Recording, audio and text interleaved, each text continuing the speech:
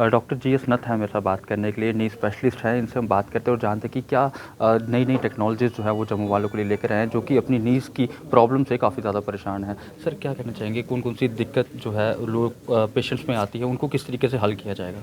आजकल नी आर्थराइटिस की प्रॉब्लम जो हम देख रहे हैं लोगों में बहुत बढ़ रही है। पहले जो हम निरंतर 60 साल 70 साल की उम्र में देखते थे, वो हमें 40 साल की उम्र में देखने को मिल रहा है। उसका काफ़ी कारण है, जीवन शैली में बदलाव आ गया है, डाइटरी पैटर्न्स चेंज हो गए हैं। जैसे प्रॉब्लम्स बढ़ रही हैं वैसे ही साइंस, मेडिसिन साइंस तरक्की कर रही है। तो देखो, अर्ली स्टेज में तो नी आर्थराइटिस को हम जीवन शैली चेंज करके सिंपल मेडिकल मैनेजमेंट से, फिजिकल थेरेपी से ठीक कर सकते हैं। जो एडवांस स्टेजेस में, जहाँ पे जैसे हम बच्चे देखते होंगे अक्सर घर में, दादा दादी नाना नानी घुटने उनके टेढ़े हो जाते हैं, उस स्टेज में क्या होता था, पहले नी रिप्लेसमेंट सर्जरी होती थी जो बहुत ही ट्रेडिशनली सक्सेसफुल सर्जरी थी। बट उसमें क्या है, चीरा बड़ा लगता था, 2 दिन आईसीयू में भी रहना पड़ता था, ब्लड लॉस भी काफ़ी होता था, पोस्ट ऑप पेशेंट को काफ़ी पेन में रहना पड़ता था। आजकल हम नई तकनीक जो हम शेल्बी में लॉन्च की है, robo and 3D knee resurfacing, ये ट्रेडिशनल नी रिप्लेसमेंट से अलग कैसे है। इसमें हम क्या करते हैं, घुटने का 3D प्लान रोबोटिक्स की हेल्प से पहले ही बना लेते हैं। हर मरीज का घुटना अलग होता है, उसकी साइज, शेप, कहाँ से कितना ख़राब है, हम ऑपरेशन से पहले ही उसको असेस कर लेते हैं। उसमें कौन से साइज़ का मेटल कैप, मेटल इम्प्लांट आएगा, वो हम पहले ही असेस कर लेते हैं और कहाँ पे लगाना है। पूरा घुटना बदलने की ज़रूरत नहीं पड़ती, और जितना घुटने का डैमेज पार्ट होता है हम वही रीसरफेस करते हैं।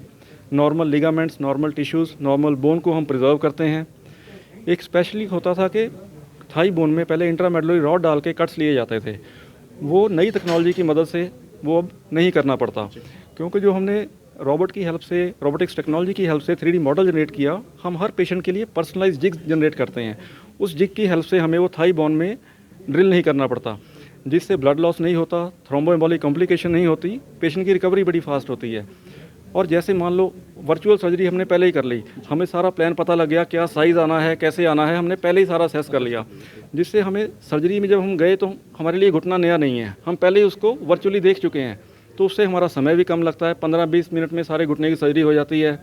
पेशेंट को 3-4 घंटे में चलना भी शुरू कर देते हैं। जो पहले ड्रेनेज पाइप्स डालते थे, एपिडुरल इंजेक्शन डालते थे, यूरिन की पाइप डालते थे, घुटने में ड्रेन पाइप डालते थे, वो आजकल हमने डालना बंद कर दिया है। रेस्ट भी करनी पड़ती थी। यस। तो इन चीज़ों की आजकल ज़रूरत नहीं है, रिकवरी बड़ी फास्ट ट्रैक हो गई है। उससे हम क्या करते हैं कि पेशेंट ऑपरेशन किया, शाम को पेशेंट का चलना फिरना शुरू, नेक्स्ट डे से पेशेंट वॉशरूम भी चला जाता है, थर्ड डे पे हम मोस्टली पेशेंट्स को डिस्चार्ज भी कर देते हैं।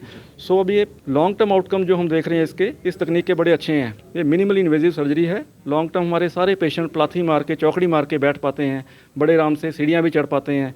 मोस्टली पेशेंट साइकिल चलाना, गाड़ी चलाना, स्कूटर चलाना बड़े आराम से कर पाते हैं। जो उनकी हॉबीज़ हैं, स्विमिंग हो गई, डांसिंग हो गई, कोई भी बड़ा आराम से परस्यू कर पाते हैं। लेकिन सर, देखा जाता है कि मतलब नीज़ की प्रॉब्लम को वही लोग सीरियस लेते हैं जिनको काफ़ी ज़्यादा पेन होती है, लेकिन कुछ लोग जो है नीज़ की प्रॉब्लम को सीरियस नहीं लेते हैं, तो अपने देसी नुस्खे जो है वो अपनाते रहते हैं, आयुर्वेदिक जो है दवाइयाँ वो लगाते रहते हैं। वही बताना चाह रहा हूँ, अगर हम कहते हैं कि नी की प्रॉब्लम आनी शुरू हुई, हमें पता कैसे लगे, भाई डॉक्टर के पास जाना है, भाई हमें उसको आगे नहीं बढ़ने देना। वो होते हैं स्टार्टअप पेन्स, जैसे सीढ़ियाँ चढ़ने उतरने में दिक्कत आने लग गई, बहुत लंबे समय हम बैठे हैं, उकड़ू बैठे हैं, उठने पेन होना शुरू हो गया, पर जब चले तो पेन डिसअपीयर हो गया। ये स्टार्टअप पेन्स की स्टेज पे हमें उसे पकड़ना है। उस समय हमें ये देसी नुस्खे या दर्द की दवाइयाँ नहीं लेनी, वो आपके गुर्दों के लिए, लीवर के लिए, आंतड़ियों के लिए बहुत नुकसानदायक है।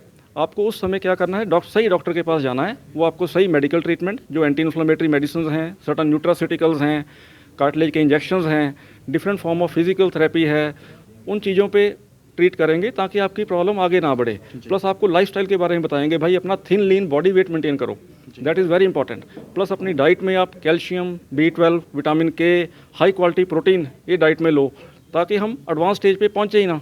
जब एक दिन पहुँचे तो उसके लिए भी शेल्बी हॉस्पिटल मोहाली हमने नई तकनीक लॉन्च की है, robo and 3D knee resurfacing. आपको पूरा घुटना बदलवाने की ज़रूरत नहीं है, आप हमारे पास आइए, घुटने की किसी प्रॉब्लम के साथ उसका हल होगा।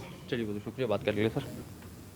डॉक्टर प्रियदर्शी रंजन है हमारे साथ, जो कि किडनी के स्पेशलिस्ट हैं, इनसे हम बात करेंगे। किडनी ट्रांसप्लांट को लेकर लोगों को काफ़ी ज़्यादा दिक्कतों का सामना करना पड़ता है, क्या कहना चाहेंगे सर? देखिए, सबसे पहले तो मेरा सभी लोगों से यही संदेश है कि किडनी की बीमारियां अब इनक्योरेबल नहीं रह गई। सो ट्रांसप्लांट एक ऐसी पद्धति है किडनी फेलियर का इलाज करने के लिए जिसका सक्सेस रेट अब क्लोज टू 100% है। पहले आज से 10-15 साल पहले क्या होता था कि लोग ट्रांसप्लांट कराते थे और बहुत ज़्यादा नहीं जी पाते थे या प्रॉब्लम्स होती थी। आपने खबरों में सुना होगा हमारे देश के मंत्रियों ने भी, बड़े प्रोमिनेंट लीडर्स ने भी ट्रांसप्लांट कराया और वो ज़्यादा समय नहीं जी पाए। इसीलिए मैं आज वो जो हमारे मरीज़ हैं हीरा सिंह जी, जिनके ट्रांसप्लांट को करीब 12 साल हो चुके हैं, उनको लेके आने का पर्पज़ ही यही था कि लोगों में ये संदेश पहुँचे कि ट्रांसप्लांट के बाद अगर सही से फॉलोअप रखा जाए और जो ट्रीटमेंट अच्छे से किया जाए तो ये पेशेंट्स बिल्कुल नॉर्मल रहते हैं, ये मरीज़ रहते ही नहीं। They are normal human beings, they can win athletics, they can win games, they can swim, they can reproduce children, they can have a very good life professionally as well as personally. तो सबसे बड़ी myth जो लोगों में थी transplant के बाद कि किडनी ख़राब हो गई तो जीवन ज़्यादा नहीं है, इसको बिल्कुल भूल जाना चाहिए। और आज के समय में ये बिल्कुल ट्रांसफॉर्मेटिव है। It is not a transplant, it is a transformation, and मरीज़ बिल्कुल पूरी तरह से नॉर्मल हो जाते हैं और उनको देख के आप पहचान नहीं सकते कि इनका ट्रांसप्लांट हुआ है। तो किडनी फेलियर का जो सबसे सफल इलाज है वो ट्रांसप्लांट ही है। और डायलिसिस से जितनी जल्दी छुटकारा पा लें, डायलिसिस पे जीवन संभव नहीं होता। डायलिसिस पे ज़्यादा से ज़्यादा आप 2-4 साल निकाल सकते हैं, इसके अलावा और कुछ नहीं होता। और डायलिसिस में आपकी जो फाइनेंशियल वो है वो भी बहुत ज़्यादा खर्चा होता है, ट्रांसप्लांट का खर्चा उससे कहीं कम होता है। और जिन भी मरीज़ों का डायलिसिस हो रहा होगा उन्हें ज़रूर मालूम होगा कि डायलिसिस सेंटर में जो बंदा बगल में डायलिसिस कराता था आज वो उनके साथ नहीं है या उसकी डेथ हो गई। This is very common. So dialysis पे सर्वाइवल 2-4 साल से ज़्यादा है ही नहीं।